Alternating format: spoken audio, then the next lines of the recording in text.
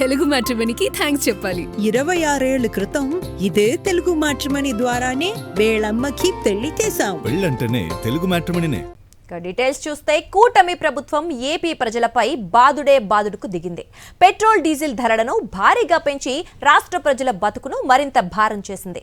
దేశంలో ఎక్కడా లేని విధంగా ఏపీలోనే అత్యధిక ధరలను అమలు చేస్తూ చంద్రబాబు పేద మధ్యతరగతి ప్రజలను రోడ్డున పడేశారు. పెరిగిన పెట్రోల్ డీజిల్ ధరలను తగ్గించాలంటూ వైఎస్ఆర్సీపీ రేపు రాష్ట్ర వ్యాప్త నిరసనలకు పిలుపునిచ్చింది. రాష్ట్ర ప్రజలంటే చంద్రబాబు ప్రభుత్వానికి లెక్కే లేదు.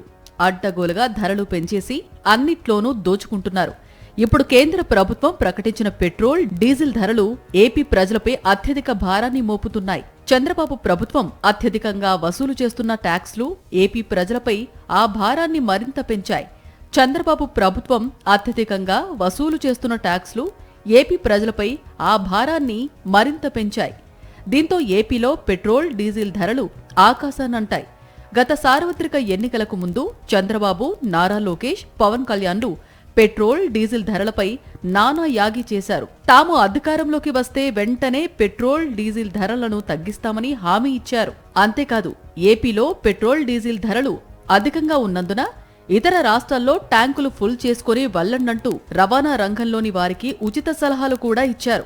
తాము అధికారంలోకి రాగానే ముందుగా పెట్రోల్ డీజిల్ ధరలను తగ్గిస్తామని హామీ ఇచ్చారు. వీటి తగ్గింపు ద్వారా నిత్యావసర వస్తువుల ధరలు కూడా తగ్గుతాయని, ఇంకా ప్రజల మీద పడే ఇతర భారాలు ఏవీ ఉండవంటూ కాకమ్మ కబుర్లు చెప్పారు. తీరా ఇప్పుడు అధికారంలోకి వచ్చి 2 ఏళ్లైనా పెట్రోల్ డీజిల్ ధరలను తగ్గించలేదు. కేంద్రం పెంచిన ధరలకు అధిక పన్ను భారం తోడై ప్రజలు ఇబ్బందులు పడుతున్నారు. దేశంలో ఏపీలోనే అత్యధికంగా పెట్రోల్ డీజిల్ రేట్లు ఉన్నాయంటే పరిస్థితి ఎలా ఉందో అర్థం చేసుకోవచ్చు.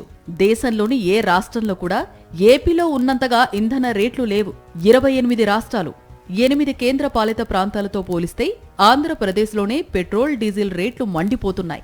శుక్రవారం నుంచి ఏపీలో లీటరు పెట్రోలుపై ₹3.29, డీజిల్పై ₹3.14 పెరిగింది. అత్యధికంగా పల్నాడులో లీటరు పెట్రోల్ ₹113.62, డీజిల్ ₹101.24 ఎగబాకింది. ఫలితంగా రవాణా రంగంతో పాటు ఆహార, నిత్యావసరాల ధరలపై తీవ్ర ప్రభావం పడింది.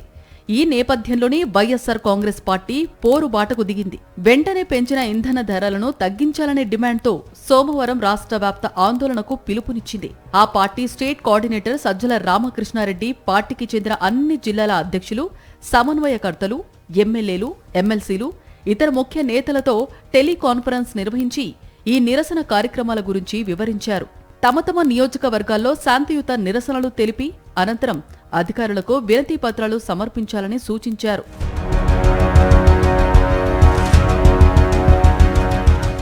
నిజానికి ఆంధ్రప్రదేశ్లో రోజుకు 9,000 కిలోమీటర్ల పెట్రోల్, 15 నుంచి 20,000 కిలోమీటర్ల డీజిల్ వినియోగం ఉంది. బైకులు, కార్లతో పాటు రవాణా రంగానికి చెందిన వాహనాలకు కూడా ఇంధనాన్ని పెద్ద ఎత్తున వాడుతుంటారు. ప్రస్తుత ఇంధన పెంపుతో ప్రజలపై రోజుకు పెట్రోల్ మీద 3.29 కోట్లు, డీజిల్పై 6 కోట్లకు పైగా అధికంగా ఆర్థిక భారం పడుతుంది. పొరుగు రాష్ట్రాలైన తెలంగాణ, కేరళంతో పోల్చుకుంటే ₹3, తమిళనాడుతో పోల్చితే ఏకంగా 10, కర్ణాటకతో చూసినా ₹7 వరకు అధిక ధర ఏపీలోనే ఉంది. ఇటీవలే గృహ వినియోగ గ్యాస్ సిలిండర్ ధర కూడా పెరిగింది. దాని ధర ఇప్పుడు ₹1,000 చేరువలో ఉంది.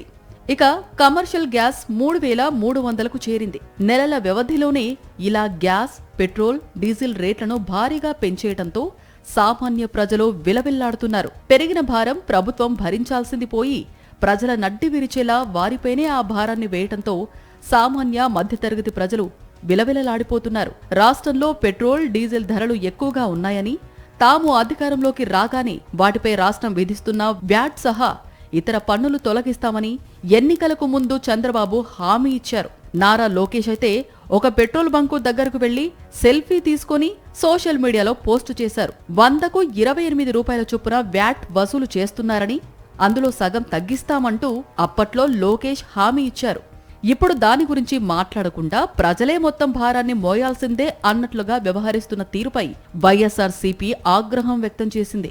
దీనిపై పార్టీ ముఖ్య నేతలంతా టెలికాన్ఫరెన్స్ లో సమావేశమై రాష్ట్ర వ్యాప్త నిరసనలు చేయాలని నిర్ణయించారు. దీంతో సోమవారం రాష్ట్ర వ్యాప్తంగా 175 అసెంబ్లీ వర్గాల్లోనూ ఈ నిరసన కార్యక్రమాలు జరగనున్నాయి.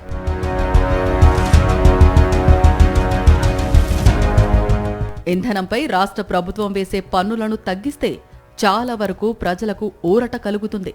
కానీ చంద్రబాబు కూటమి ప్రభుత్వం అదేమీ చేయకుండా వాహనాల వాడకం తగ్గించండి, అందరూ సైకిళ్లపై తిరగండంటూ ఉచిత సలహాలు ఇస్తుండటంపై రాష్ట్ర ప్రజలు మండిపడుతున్నారు. సోమవారం వైఎస్సార్ కాంగ్రెస్ పార్టీ చేపట్టబోయే నిరసన కార్యక్రమానికి అన్ని వర్గాల ప్రజల నుంచి మద్దతు లభిస్తోంది.